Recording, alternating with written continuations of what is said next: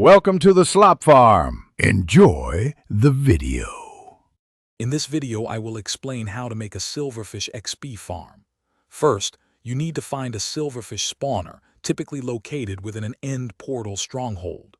Once found, clear out a 9 by 9 by 5 block area around the spawner.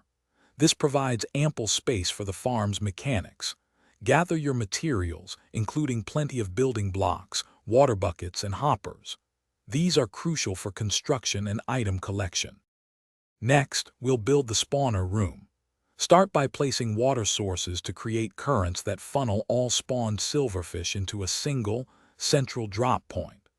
Construct sturdy walls around your cleared area, making them at least 3 blocks high to contain the mobs.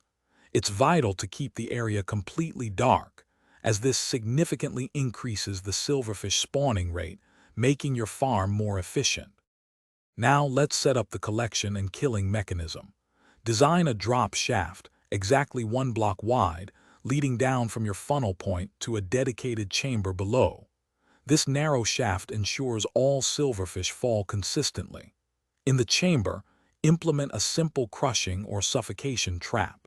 This method efficiently eliminates the silverfish, allowing you to collect their experience points and any dropped items with ease. To optimize your silverfish farm, consider adding a sorting system for any dropped items, such as stone. This keeps your inventory tidy and your resources organized. You can also expand the collection area with additional hoppers and chests to handle a greater yield of items. Remember, a well-maintained farm provides consistent experience. Also, check the description for a link to the Echo Dot smart speaker and other great deals. Thanks for watching.